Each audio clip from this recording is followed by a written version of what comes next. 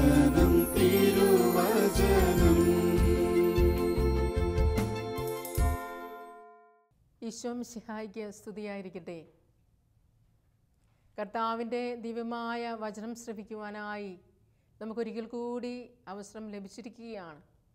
നന്ദിയോടെ നമ്മുടെ ജീവിതങ്ങളെ സമർപ്പിച്ചുകൊണ്ട് നമുക്ക് ഈ വചനശ്രവണത്തിലേക്ക് പ്രവേശിക്കാം. സഭാപ്രസംഗൻ്റെ പുസ്തകം 12-ാം അധ്യായം 1-ാം തിരുവചനം. ഇച്ചിരി ബുദ്ധിമുട്ടാണ് കണ്ടുപിടിക്കാൻ, എന്നാലും നല്ലൊരു പുസ്തകമാണിത്. നമ്മൾ ഇടയ്ക്ക് നോക്കുന്നത് നല്ലതാണ്. സുഭാഷിതങ്ങൾ കഴിഞ്ഞിട്ട് ഉത്തമഗീതത്തിന് മുൻപുള്ള ഒരു പുസ്തകമാണ് ഇത്.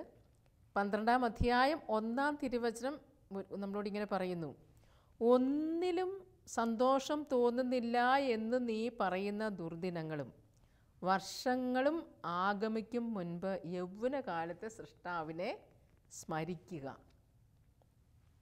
നമുക്കതിന് അപ്പുറം ഇപ്പുറം ഒന്നും ശരിക്കും തിരിയുന്നില്ലെങ്കിലും വളരെ പ്രധാനപ്പെട്ട ഒരു കാര്യം, ഒന്നിലും സന്തോഷം തോന്നുന്നില്ല എന്ന് നീ പറയുന്ന ദുർദിനങ്ങളും വർഷങ്ങളും ആഗമിക്കും മുൻപ് യൗവനകാലത്ത് സൃഷ്ടാവിനെ സ്മരിക്കുക.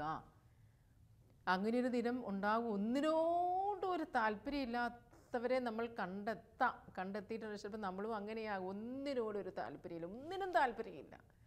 പഠിക്കാൻ താല്പര്യമില്ല, ജോലി ചെയ്യാൻ താല്പര്യമില്ല, ഭക്ഷണത്തിന് താല്പര്യമില്ല, ഒന്നിനും താല്പര്യമില്ലാത്തവരെ നമ്മൾ കണ്ടെത്താൻ, ഒന്നിനും സന്തോഷം തോന്നുന്നില്ല എന്ന് പറയുന്ന ദുർദിനങ്ങളും വർഷങ്ങളും ഗമിക്കും മുൻപ് യൗവനകാലത്ത് സൃഷ്ടാവിനെ സ്മരിക്കുക എന്നാണ് പറഞ്ഞിരിക്കുക. പ്രിയ സഹോദരങ്ങളെ, ഇതിനകത്ത് അതിൻ്റെ മുൻപിലൊരു വചനം നമ്മൾ വായിക്കുന്നുണ്ട്: യുവാവേ, യുവത്വത്തിൽ നീ സന്തോഷിക്കുക, യൗവനത്തിൻ്റെ നാളുകളിൽ നിൻ്റെ ഹൃദയം നിന്നെ ആനന്ദിപ്പിക്കട്ടെ. ഹൃദയത്തിൻ്റെ പ്രേരണകളെയും കണ്ണിൻ്റെ അഭിലാഷങ്ങളെയും പിൻചൊല്ലുക, എന്നാൽ ഓർമ്മിച്ചുകൊള്ളുക, ഇവയ്ക്കെല്ലാം ദൈവം നിന്നെ ന്യായവിധിക്കായി വിളിക്കുമെന്ന്. ഹൃദയത്തിൻ്റെ പ്രേരണകളെയും കണ്ണിൻ്റെ അഭിലാഷങ്ങളെയും പിൻചൊല്ലുക, എന്നാൽ ഓർത്തുകൊള്ളുക, ഇവയ്ക്കെല്ലാം ദൈവം നിന്നെ ന്യായവിധിക്കായി വിളിക്കുമെന്ന്. ഒരു നാൾ വിളിക്കുമെന്ന് പറഞ്ഞിരിക്കും. ഹൃദയത്തിൻ്റെ അഭിലാഷങ്ങൾക്കനുസരിച്ച്, പ്രേരണകൾക്കനുസരിച്ച് നമ്മൾ ജീവിതത്തെ വിട്ടു കളഞ്ഞിട്ടുണ്ട് എങ്കിൽ എന്ത് സംഭവിക്കും? ഒന്നിനോടും താല്പര്യമില്ലാത്തൊരവസ്ഥയിൽ നമ്മൾ എത്തിച്ചേരും. ഒന്നിനോടും താല്പര്യമില്ലാത്ത അവസ്ഥ വളരെ അപൂർവമായിട്ടെങ്കിലും അങ്ങനെ ചില വ്യക്തികളെ എങ്കിലും നമുക്ക് കണ്ടെത്താനായിട്ട് സാധിച്ചിട്ടുണ്ടാവണം. ചിലപ്പോൾ നമ്മൾ ആ അവസ്ഥയിലൂടെ പോയിട്ടുണ്ടോ എന്ന് പോലും അറിഞ്ഞുകൂടാ. അതിൻ്റെ കാരണം എന്താണ്? സൃഷ്ടാവിനെ നമ്മൾ മറക്കരുത്. സൃഷ്ടാവിനെ മറന്നിട്ടുണ്ടെങ്കിൽ നമുക്ക് ഒന്നിനോടും ഒരു താല്പര്യമില്ലാത്ത അവസ്ഥയിലൂടെ നമ്മൾ നടന്നു നീങ്ങേണ്ടതായിട്ട് വരും. ഓർക്കണം ദൈവത്തെ, എപ്പോഴും ദൈവത്തെ മറന്ന് കുഞ്ഞേ നീ ജീവിച്ചിടല്ലേ. നമ്മളൊരു പാട്ട് കേട്ടിട്ടില്ലേ? ദൈവത്തെ മറന്നു കുഞ്ഞേ നീ ജീവിച്ചിട്ട്. എന്താ അങ്ങനെ പറയാനായിട്ട് കാരണം? നമ്മൾ മനുഷ്യരായതുകൊണ്ടാണ്, നമ്മൾ ദൈവത്താൽ സൃഷ്ടിക്കപ്പെട്ടവരായതുകൊണ്ടാണ്. ഈ മൃഗങ്ങൾക്കൊന്നും ദൈവത്തെ ഓർക്കേണ്ട ആവശ്യമില്ല. അവർക്ക് തീറ്റ കിട്ടി വിശ്രമിച്ച് അവരങ്ങോട്ട് പോയിക്കോളും. പക്ഷെ നമ്മളെന്ന് പറയുന്നവർ അങ്ങനെയല്ല. ദൈവത്തിൻ്റെ ചൈതന്യം ഉള്ളിലുള്ളവരാണ് നമ്മൾ. ഗർഭിണിയുടെ ഉദരത്തിൽ ദൈവിക ചൈതന്യം എങ്ങനെയാണ് കടന്നു വരുന്നതെന്ന് അറിയാത്തതുപോലെയാണെന്നും പറഞ്ഞുകൊണ്ട് മക്കബായയുടെ പുസ്തകത്തിൽ നമ്മൾ വായിക്കുന്നില്ലേ? ദൈവത്തിൻ്റെ ചൈതന്യം ഉള്ളിൽ കുടികൊള്ളുന്നതാണ്. ഈ ഭൂമിയിൽ പിറന്നു വീട്ടിലുള്ള എല്ലാ മനുഷ്യരും ദൈവമേ എന്ന് വിളിക്കാത്ത അല്ലെങ്കിൽ ആഗ്രഹിക്കാത്ത കേൾക്കാത്ത വ്യക്തികളുടെ ജീവിതത്തിൽ പോലും ദൈവത്തിൻ്റെ ആത്മാവ് കുടികൊള്ളുന്നുണ്ട്. ദൈവിക ആത്മാവോടുകൂടിയാണ് എല്ലാ മനുഷ്യരെയും ഈ ഭൂമിയിലേക്ക് വിട്ടിരിക്കുന്നത്. അതുകൊണ്ട് ദൈവത്തെ മറന്ന് നമുക്ക് ഒരു സന്തോഷമോ ഒരു ആനന്ദമോ ഒന്നും നമുക്ക് കിട്ടുകയില്ല. അതുകൊണ്ട് നമുക്ക് ശ്രദ്ധ വേണമെന്ന് തിരുവചനം നമ്മളോട് പറയുകയാണ്. ഇത് നോക്കണം. അതുകൊണ്ട് എന്ത് ചെയ്യണം? എല്ലാം കേട്ടു ദൈവഭയമുള്ളവനായിരിക്കുക, അവിടുത്തെ കൽപ്പനകൾ പാലിക്കുക. മനുഷ്യൻ്റെ മുഴുവൻ കർത്തവ്യവും ഇത് തന്നെ. നമ്മൾ എന്തെല്ലാം കേട്ടാലും ഏതെല്ലാം രീതികളുടെ പുതിയ ഐഡിയാസിലൂടെ എല്ലാം നമ്മൾ കടന്നു പോയാലും വളരെ ഓർമ്മയിൽ സൂക്ഷിക്കേണ്ട ഒന്നാണ്, ദൈവഭയം ഉള്ളവനായിരിക്കണം നമ്മൾ ഓരോരുത്തരും. അവിടുത്തെ കൽപ്പനകൾ പാലിക്കണം. അതാണ് മനുഷ്യൻ്റെ മുഴുവൻ കർത്തവ്യവും ഇത് തന്നെ. ഇത് നമുക്ക് മാറ്റമില്ല. ലോകം എങ്ങനെ പോയാലും ഇനി എന്തെല്ലാം ടെക്നോളജിയൊക്കെ വളർന്നു വരുന്ന കാര്യങ്ങളൊക്കെ നമ്മൾ ഈ ന്യൂസിലൂടെയൊക്കെ കേൾക്കുന്നുണ്ട്. ചിലപ്പോൾ നമ്മളെ ഹെലികോപ്റ്റർ വീട്ടിൽ വന്ന് വീട് പോലത്തെ ഹെലികോപ്റ്ററൊക്കെ ഉണ്ടാകാനായിട്ടൊക്കെ സാധ്യതകളുണ്ട്. ഓട്ടോയൊക്കെ വന്ന് നിന്നിട്ട് സ്വിച്ച് അമർത്തിയാൽ നമ്മളെ പൊക്കിക്കൊണ്ടുപോയിട്ട് വേറെ ടൗൺ, എന്തെല്ലാം കാഴ്ചകൾ നമ്മൾ കാണുന്നു. എന്തെല്ലാം ഉണ്ടെങ്കിലും ടെക്നോളജി എന്തുമാത്രം വളർന്നാലും യഥാർത്ഥ ആനന്ദം എന്ന് പറയുന്നത് ദൈവത്തിൽ ആശ്രയിക്കുന്നവർക്ക് മാത്രമേ, ദൈവഭയമുള്ളവർക്ക് മാത്രമേ, ദൈവമേ എന്നോർത്ത് ജീവിക്കുന്നവർക്ക് മാത്രമേ ലഭിക്കുകയുള്ളൂ എന്നുള്ള ഒരു ചിന്തയാണ് ഞാൻ ഇന്ന് പങ്കുവെക്കുവാനായിട്ട് ആഗ്രഹിക്കുന്നത്. പൗലോസ്ലീഹ ഇവിടെ വേറൊരു കാര്യം കൂടി ഇതിനോട് കൂട്ടിച്ചേർത്ത് പറഞ്ഞു വെച്ചതാണോ എന്ന് ഞാനങ്ങ് ചിന്തിച്ചു പോകുക. എൻ്റെ കൊച്ചു ബുദ്ധിയിൽ ഞാനിങ്ങനെ ചിന്തിക്കുകയാണ്. പരമമായ ശക്തി ദൈവത്തിൻ്റേതാണ്, ഞങ്ങളുടേതല്ല എന്ന് വെളിപ്പെടുന്നതിന് ഈ നിധി മൺപാത്രങ്ങളിലാണ് നൽകപ്പെട്ടിരിക്കുന്നത്. കേട്ടോ എല്ലാവരും? ഈ പരമമായ ശക്തി ദൈവത്തിൻ്റേതാണ്. മുഴുവൻ ശക്തിയും ദൈവത്തിൽ നിന്നാണ്. അവിടുന്നും ഇവിടുന്നും കിട്ടുന്ന വിട്ടുവിട്ടുള്ള ആനന്ദം, വിട്ടുവിട്ടുള്ള ശക്തി, വിട്ടുവിട്ടുള്ള നൈമിക സുഖങ്ങൾ, ഇതൊന്നും നമ്മളെ ഒരിടത്തും എത്തിക്കുകയില്ല. ഇതൊക്കെ ക്ഷണികമായ ആനന്ദം മാത്രമേ നമുക്ക് തരുന്നുള്ളൂ. പരമമായ ശക്തി ദൈവത്തിൻ്റേതാണ്, ഞങ്ങളുടേതല്ല എന്ന് വെളിപ്പെടുത്തുന്നതിന് ഈ നിധി മൺപാത്രങ്ങളിലാണ് ഞങ്ങൾക്ക് ലഭിച്ചിട്ടുള്ളത്. നമ്മൾ ഉള്ളി ഒരു മൺപാത്രമാണിത്. ഇത് വെറും ഒരു മൺപാത്രമാണ്. ഇതിനെ ഞാൻ കരുതലോടുകൂടി സൂക്ഷിക്കണം. വിധി കൽപ്പിച്ച് ശിക്ഷിക്കുന്നവനല്ല അവിടുന്ന്. സ്നേഹിച്ച് സ്വന്തമാക്കാൻ കൊതിക്കുന്നവനാണ് അവിടുന്ന്. അതുകൊണ്ടല്ലേ ഈ ഭൂമിയിലേക്ക് ഇറങ്ങി വന്നത്. നമ്മുടെ കണ്ണിൻ്റെ പ്രേരണകളെയും ഹൃദയത്തിൻ്റെ അഭിലാഷങ്ങളെയും എല്ലാം ചെയ്ത് കൂട്ടിയതെല്ലാം സ്വന്തം ജീവിതത്തിൽ ഏറ്റെടുത്ത് നമുക്ക് വേണ്ടി പാവപരിഹാര ബലി അർപ്പിച്ച യേശുനാഥൻ നമ്മളെ അനന്തമായി സ്നേഹിക്കുന്നുവെങ്കിലും നമ്മൾ അവിടുത്തെ പരിപൂർണമായി ആശ്രയിച്ച് ജീവിക്കണമെന്നാണ് കർത്താവിൻ്റെ പദ്ധതി. പരമമായ ശക്തി ദൈവത്തിൻ്റേതാണ്. ഈ പരമമായ ശക്തിയുടെ ഒരു വലയത്തിൽ ഞാൻ നിൽക്കുവാനായി, ദൈവഭയമുള്ളവനായി ഞാൻ ജീവിക്കുവാനായി ജീവിതത്തിൽ നമ്മൾ ഓർത്തിരിക്കേണ്ട, അനുദിന ജീവിതത്തിൽ നമ്മൾ ഓർത്തിരിക്കേണ്ട ചില കാര്യങ്ങൾ ഉണ്ട്. ഇങ്ങനെ ദൈവത്തോട് ചേർന്ന് ഹൃദയത്തിൻ്റെയും കണ്ണുകളുടെയും പ്രേരണ അനുസരിക്കാതെ പോകാതിരിക്കുവാൻ നമ്മളോട് തന്നെ ചില കാര്യങ്ങൾ ചെയ്യേണ്ടതുണ്ട്. ആ 1-2 കാര്യങ്ങളെക്കുറിച്ച് നമ്മൾ ഈ നിമിഷങ്ങളിൽ, ഈ പരിമിതമായ സമയത്തിൽ നമ്മൾ ചിന്തിക്കുവാനായിട്ട് പോകുകയാണ്. നമ്മളൊന്ന് ഓർക്കുക, ശരീരത്തിന് പല രീതിയിലുള്ള അഭിലാഷങ്ങൾ ഉള്ളതുപോലെ തന്നെ ദൈവിക മനുഷ്യനായ എനിക്ക് ദൈവവുമായി ഒന്നിച്ചു ചേരാനായിട്ട് പല ദാഹങ്ങളുണ്ട്, പല ആഗ്രഹങ്ങളുണ്ട്. ഈ ഉള്ളിൽ കുടികൊള്ളുന്ന ദൈവിക ചൈതന്യത്തിന് ദൈവവുമായി ബന്ധപ്പെട്ട് നിൽക്കാനായിട്ട് പല കൊതികളുണ്ട്. ആ കൊതികളെ നമ്മൾ നന്നായി ഒന്ന് മനസ്സിലാക്കണം. പ്രത്യേകമായിട്ട് നമ്മൾ കാണുന്നുണ്ട് സംഖ്യയുടെ പുസ്തകത്തിൽ 15-ാം അധ്യായത്തിൽ കർത്താവ് മോശയോട് അരുളി ചെയ്തു. 15-37 തുടങ്ങിയുള്ള വചനങ്ങളാണ് നമ്മൾ കാണുന്നത്. 37, എക്കാലവും തങ്ങളുടെ വസ്ത്രത്തിൻ്റെ വിളമ്പുകളിൽ തൊങ്ങലുകൾ പിടിപ്പിക്കാനും തൊങ്ങലുകളിൽ നീല നാടകൾ കെട്ടാനും ഇസ്രായേലരോട് കൽപ്പിക്കുക. കേൾക്കണേ, ഹൃദയത്തിൻ്റെയും കണ്ണുകളുടെയും ചായ്വനുസരിച്ച് യഥേഷ്ടം ശരിക്കാനുള്ള നിങ്ങളുടെ പ്രവണതയെ പിൻചെല്ലാതെ കർത്താവിൻ്റെ കൽപ്പനകളെല്ലാം ഓർത്ത് പാലിക്കുന്നതിന് ഈ തൊങ്ങലുകൾ ഒരു അടയാളമായിരിക്കും. കേട്ടോ എല്ലാവരും? എന്താ പറഞ്ഞിരിക്കുന്നത്? നമ്മൾ ഈ കണ്ണുകളുടെയും ഹൃദയത്തിൻ്റെയും, ഇവിടെ പറഞ്ഞില്ലേ പൊക്കോ എല്ലാം കൊണ്ടുവരുമെന്ന് സഭാപ്രസംഗം നമ്മൾ വായിച്ചു.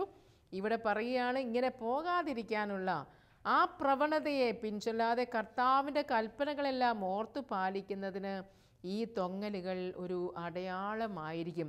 ഇസ്രായേൽ ജനത്തിൻ്റെ ജീവിതത്തിൽ മാത്രമല്ല, അവർ കഷ്ടപ്പാടുകൾ നിറഞ്ഞ അനുഭവത്തിലൂടെ യാത്ര ചെയ്യുമ്പോൾ ശരിക്കും അവർ ഒരു കൂടാരം അടിച്ചടിച്ചടിച്ച് പോകുന്നുള്ളൂ. ശരിക്കും ഒരു വാഗ്ദത്ത ഭൂമിയിൽ എത്തുന്നതിന് മുൻപ് പോലും അവരിൽ പല രീതിയിലുള്ള വൈകല്യങ്ങൾ, കർത്താവിനെ മറക്കുന്ന പ്രവൃത്തികൾ, കർത്താവിൽ നിന്ന് ഓടി അകലുന്ന പ്രവൃത്തികൾ അവർ പലതും ചെയ്തപ്പോഴാണ് ഇവരോട് പറഞ്ഞു കൊടുക്കുക, ഇങ്ങനെയൊക്കെ വസ്ത്രത്തെ തുന്നി പിടിപ്പിച്ച് വെക്ക്. അപ്പോൾ അത് കാണുമ്പോൾ ഇത് ചെയ്യാൻ പാടില്ല, ഇത് കാണുമ്പോൾ അത് ചെയ്യാൻ പാടില്ല, അങ്ങനെ നിനക്ക് ഓർമ്മ വരാൻ വേണ്ടിയിട്ടാണെന്ന് പറഞ്ഞു. അതുപോലെ നമ്മളൊന്ന് ഓർക്കുക, നമ്മുടെ ശരീരത്തിൻ്റെ പ്രവണതകൾക്കനുസരിച്ച് ജീവിതത്തെ നഷ്ടപ്പെടുത്താനായിട്ട് വിട്ടുകൊടുക്കാതിരിക്കാൻ ഏറ്റവും അത്യാവശ്യമായി നമ്മൾ ഓർത്തിരിക്കേണ്ട ഈ മൺപാത്രം പൊട്ടിപ്പോകാതിരിക്കുവാൻ നമ്മൾ ഏറ്റവും ആദ്യം ഓർത്തിരിക്കേണ്ട ഒരു കാര്യമുണ്ട്. എപ്പോഴും നമ്മൾ കർത്താവുമായിട്ട് ഒരു റീചാർജ് ചെയ്യണം. നമ്മൾ അവിടെ നിന്നും ശക്തി സ്വീകരിച്ചെടുക്കണം. അനുദിന ശക്തിയെ, അനുദിന കൃപയെ നമുക്ക് ലഭിക്കുകയുള്ളൂ എന്ന് നമ്മൾ മനസ്സിൽ കളയാതെ സൂക്ഷിച്ചിരിക്കണം. ഇന്ന് ഞാൻ കർത്താവിൻ്റെ തിരുസന്നിധിയിൽ ഇന്നത്തെ ദിവസത്തേനുള്ള അപ്പമാണ് ചോദിച്ചു വാങ്ങുന്നത്. കണ്ണിന് വേണ്ട കുറേ അപ്പമുണ്ട്, കാതിന് വേണ്ടതുണ്ട്, എൻ്റെ ചിന്താമണ്ഡലത്തിൽ വേണ്ടതുണ്ട്, എൻ്റെ പ്രവർത്തന മേഖല, എൻ്റെ സംസാരത്തിന്, എൻ്റെ പെരുമാറ്റത്തിന് ഇതിന് വേണ്ട ഒരു ഊർജ്ജമേ എനിക്ക് ഇന്ന് കിട്ടുന്നുള്ളൂ. അത് പല രീതിയിൽ നമുക്ക് വാങ്ങിച്ചെടുക്കാം. വ്യക്തിപരമായിരുന്ന് നമുക്ക് പ്രാർത്ഥിച്ചെടുക്കാം. ഈശോയുടെ കൂടെ ഇരുന്ന്, കർത്താവിനോട് കൂടി ഒന്നിച്ചിരുന്ന് ദൈവമേ എന്ന് വിളിച്ച് വിളിച്ച് വിളിച്ച് വിളിച്ച് നമുക്ക് നമ്മുടെ ജീവിതത്തെ നന്നായി ഒന്ന് ട്രെയിൻ ചെയ്ത് വ്യക്തിപരമായ പ്രാർത്ഥനയിലൂടെ ആവാം അത്. അല്ലെങ്കിൽ നമ്മുടെ വലിയ അർപ്പണത്തിലൂടെ ആവാം, ദിവ്യകാരുണ്യത്തിലുള്ള ആ പങ്കാളിത്തത്തിലൂടെയാകാം, ദിവ്യബലിയിലുള്ള പങ്കാളിത്തത്തിൽ അറിയാതെ നമുക്കത് കിട്ടുകയാണ്. ഇന്നത്തെ ജീവിതത്തിന് ആവശ്യമായ കൃപ നമുക്ക് കിട്ടുകയാണ്. അല്ലെങ്കിൽ ദൈവവചനത്തോടുള്ള നമ്മുടെ ആദരവ്, സ്നേഹം, അടുപ്പത്തിലൂടെ നമുക്ക് കിട്ടുകയാണ്. അല്ലെങ്കിൽ എന്താണ് നമ്മളുടെ അനുദിനം, അല്ലെങ്കിൽ അടുക്കലുള്ള നമ്മുടെ ആത്മീയ ജീവിതത്തിൻ്റെ കഴുകലിലൂടെ, കുമ്പസാരം എന്ന കൂദാശയിലൂടെ വ്യത്യസ്തങ്ങളായ സാഹചര്യങ്ങളെ ദൈവം നമുക്ക് ഒരുക്കി തന്നു വെച്ചിട്ടുണ്ട്. എന്തിനു വേണ്ടിയിട്ടാണ്? നമ്മുടെ ഇഷ്ടമനുസരിച്ച് നമ്മൾ നീങ്ങാതിരിക്കാൻ വേണ്ടിയിട്ട്, അല്ലെങ്കിൽ ദൈവിക കൃപകൾക്കനുസരിച്ച് ജീവിക്കുവാൻ വേണ്ടി ദൈവം നമ്മളെ കാത്തു സൂക്ഷിക്കുവാനായിട്ട് ഒരുക്കിയിരിക്കുന്ന ജീവിത സാഹചര്യങ്ങളെ നമുക്ക് നന്നായി ഓർത്തിരുന്ന് ജീവിതത്തിൽ പ്രയോഗിക്കുവാനായിട്ട് നമുക്ക് സാധിക്കണം. അപ്പോൾ ഏറ്റവും ആവശ്യമായിട്ട് കർത്താവ് നമ്മളോട് പറയുന്നത് ഒരു കാര്യമുണ്ട്. 1 മണിക്കൂർ സമയമെങ്കിലും എൻ്റെ കൂടെ നിങ്ങൾക്ക് ഉണർന്നിരിക്കുവാൻ, പ്രലോഭനത്തിൽ ഉണർന്നിരിക്കുവാൻ 3 വർഷം നടന്നവർ ആ ഒരു 3 മണിക്കൂർ നേരം പിടിച്ചിരുന്നോ എന്ന് നമുക്ക് പറയാൻ പറ്റുന്നില്ല. കൂട്ട ഉറക്കമായി പോയി. ഉണർന്നിരുന്ന് പ്രാർത്ഥിക്കാനായിട്ട് ഈശോ പറയുകയാണ്. പ്രലോഭനത്തിൽ ഉൾപ്പെടാതിരിക്കുവാൻ ഉണർന്നിരുന്ന് പ്രാർത്ഥിക്കുവിൻ. അല്ലെങ്കിൽ 1 മണിക്കൂർ സമയം നിങ്ങൾക്ക് ഉണർന്നിരിക്കുവാൻ സാധിച്ചില്ലേ എന്ന് നമ്മളോട് ചോദിക്കുകയാണ്. 1 മണിക്കൂർ സമയം ഉണർന്നിരിക്കുക എന്ന് പറഞ്ഞാൽ കണ്ണ് തുറന്നിരിക്കുക എന്നല്ല അതിൻ്റെ അർത്ഥം. ഉണർന്നിരിക്കുക എന്ന് പറഞ്ഞാൽ ഉണർവോടെ നമ്മുടെ ജീവിതത്തിൻ്റെ വ്യാപാരങ്ങൾ മുഴുവൻ തിരുസന്നിധിയിലേക്ക് ഉയർത്തിക്കൊണ്ട് ആ തിരുസന്നിധിയിൽ നിന്നും കിട്ടുന്ന കൃപകൾക്ക് വേണ്ടിയിട്ട് നമ്മൾ ഉണർവോടെ മനസ്സിൻ്റെ വാതായനങ്ങളെല്ലാം ഒന്ന് അടച്ചു പൂട്ടി അവിടെ ഒന്ന് ശാന്തമായി ഇരിക്കുന്നതാണ്. ഈശോ വ്യക്തിപരമായ പ്രാർത്ഥനയ്ക്ക് പോയപ്പോൾ അവിടെ എന്ത് പ്രാർത്ഥിച്ചു എന്നെന്നും എഴുതി വെച്ചത് നമ്മൾ കാണുന്നു. പക്ഷേ അവിടെ പ്രാർത്ഥനയിൽ സമയം ചിലവഴിച്ചു എന്നാണ് നമ്മൾ കാണുക. അപ്പോൾ നമ്മൾ ഈശോയോട് കൂടി ഉണർന്നൊന്നിരിക്കണം. ഉണർന്ന് നമ്മൾ ഇരുന്നാൽ മാത്രമേ നമ്മുടെ ഈ പ്രവണതയിൽ നിന്നും, ശരീരത്തിൻ്റെയും കണ്ണുകളുടെയും ഈ ഹൃദയത്തിൻ്റെയും ചായ്വനുസരിച്ചുള്ള നീക്കത്തിൽ നിന്നും നമുക്കൊന്ന് പിടിച്ചു നിൽക്കാനായിട്ട് സാധിക്കുകയുള്ളൂ. അതുപോലെ തന്നെ നമ്മൾ ഓർക്കണം, ആഴ്ചയിൽ ഒരിക്കലെങ്കിലും നന്നായി നമ്മുടെ ജീവിതത്തെ ഒന്ന് ഉപവസിച്ച് നമ്മുടെ മിഷൻ എല്ലാം ഒരു ഉള്ളിൽ പ്രവർത്തിച്ചു കൊണ്ടിരിക്കുന്ന ഈ മിഷനെയൊക്കെ ഒന്ന് ശാന്തമാക്കി കർത്താവ് ഉപവാസവും പ്രാർത്ഥനയും കർത്താവ് പ്രത്യേകം എടുത്തു പറയുന്ന ഒരു കാര്യമാണ്. ഇങ്ങനത്തെ ഉപവാസവും പ്രാർത്ഥനയും ദീപബലിയും വചനവും കുമ്പസാരവും ഇതൊക്കെ എൻ്റെ ജീവിതത്തെ കർത്താവുമായി ചേർത്തിരുത്തുവാനായിട്ടുള്ള ഉപാധികളാണ്. അല്ലെങ്കിൽ ഈ മൺപാത്രം തകർക്കപ്പെട്ടു പോകുമെന്ന് നമ്മൾ ഓർത്തിരിക്കണം. നമ്മൾ ശ്രദ്ധിക്കുക, ഏത് മേഖലയിലാണ് ഇനി എനിക്ക് അല്പം കൂടി ഒരു ശ്രദ്ധ കൂടി കൂടുതലായിട്ട് വേണ്ടത്. ഒരുപക്ഷെ നമ്മൾ ഉപവസിക്കാൻ മിടുക്കരായിരിക്കാം, ഒരുപക്ഷെ വചനം വായിക്കാൻ, അപ്പോൾ കുമ്പസാരവേദി ആയിരിക്കും നമ്മൾ ശ്രദ്ധിക്കേണ്ടത്, പാവക്കറകൾ കഴുകുന്ന മേഖലയായിരിക്കാം. അല്ലെങ്കിൽ ദീപബലിയിൽ എന്നും പങ്കെടുക്കും, പക്ഷേ വേറെ ഒന്നും ഒരു പേഴ്സണൽ പ്രയർ വ്യക്തിപരമായ പ്രാർത്ഥനയില്ല. ഒരു കുടുംബാന്തരീക്ഷമാണെങ്കിൽ കുടുംബത്തിൻ്റെ പ്രാർത്ഥനാ അന്തരീക്ഷം, ഇതൊക്കെ ഒത്തിരി എന്തോരു സാഹചര്യങ്ങളാണ് ദൈവം നമുക്ക് അവിടുത്തോട് ചേർന്ന് ദൈവഭയമുള്ളവനായിരിക്കുവാൻ സാഹചര്യങ്ങൾ സഭയിലൂടെ നമുക്ക് ഒരുക്കി വെച്ചിരിക്കുന്നത്. ഇതെല്ലാം പൊട്ടിച്ച് ഈ വളയമെല്ലാം ചാടിപ്പോയിട്ടാണ് നമുക്ക് നമ്മളെ തന്നെ പിടിവിട്ട് പോയേക്കുന്നത്. നമുക്ക് പിടിവിട്ട് പോകാനാണ് ബുദ്ധിമുട്ട്. എല്ലാം നമ്മുടെ കൈക്കുമ്പിളിലാണ്, എല്ലാം നമ്മുടെ ജീവിത സാഹചര്യത്തിൽ കർത്താവ് ഒരുക്കി വെച്ചിട്ടുണ്ട്. പക്ഷേ ഇതിനായിട്ടുള്ളൊരു മനസ്സാണ് നമുക്ക് വേണ്ടത്.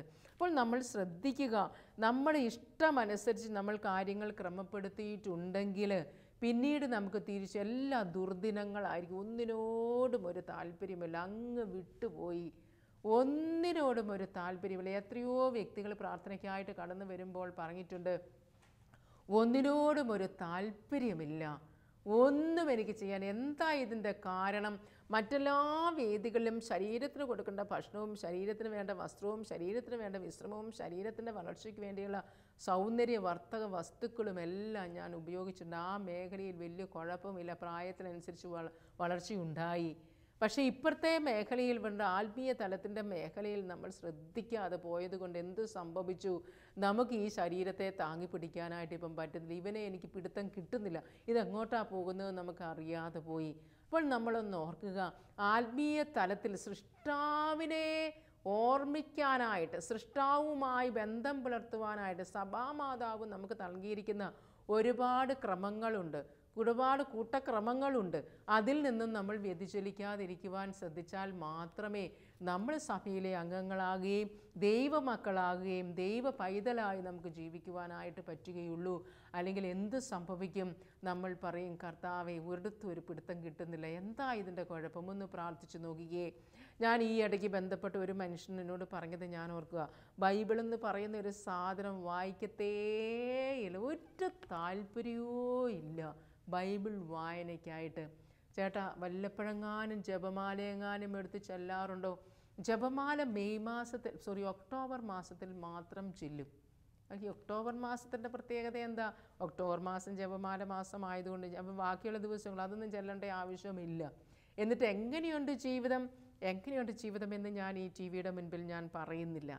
അതുപോലെയാണ് ജീവിതം താറുമാറായി പോയിരിക്കുന്നത്. ഞാൻ പറഞ്ഞു, ഇതൊന്നും നമ്മുടെ കൈകൊണ്ട് പിടുത്തം കിട്ടുന്ന കാര്യങ്ങളല്ല. ഇത് കർത്താവ് തിരുസഭയിൽ നമുക്ക് ഒരുക്കി വെച്ചിരിക്കുന്ന സകല സൗഭാഗ്യങ്ങളും മുടിച്ചുകൂടി നിൽക്കുന്ന സഭയിൽ നമുക്ക് പല കാര്യങ്ങളും ചെയ്യുന്നുണ്ട്. ദൈവ പൈതലായി ജീവിക്കുവാനായിട്ട് സഭ നമ്മോട് കൽപ്പിക്കുന്ന കാര്യങ്ങൾ, ദൈവവചനം നമ്മളോട് കൽപ്പിക്കുന്ന കാര്യങ്ങൾ, തിരുസഭ നമ്മളോട് കൽപ്പിക്കുന്ന കാര്യങ്ങൾ, ഇതെല്ലാം നമ്മൾ ചെയ്താൽ മാത്രമേ നമുക്കൊരു പിടുത്തം കിട്ടുകയുള്ളൂ. അത്രയുള്ളൂ. നമ്മുടെ ഇഷ്ടം പോലെ പോകാം, ആരും നമ്മളെ പിടിച്ചു കെട്ടാനൊന്നും വരുന്നില്ല.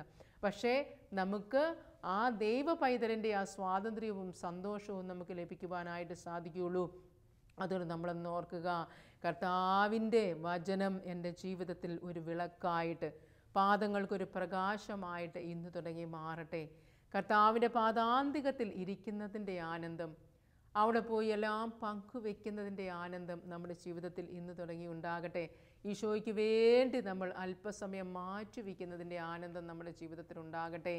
ഈശോയുടെ പാദാന്തികത്തിൽ പോയി മുട്ടുകുത്തി നമ്മുടെ ആത്മീയ തലത്തിൻ്റെ കളങ്കങ്ങളെല്ലാം പങ്കുവെക്കുന്ന ഒരു കുമ്പസാര അനുഭവം നമുക്കുണ്ടാകട്ടെ.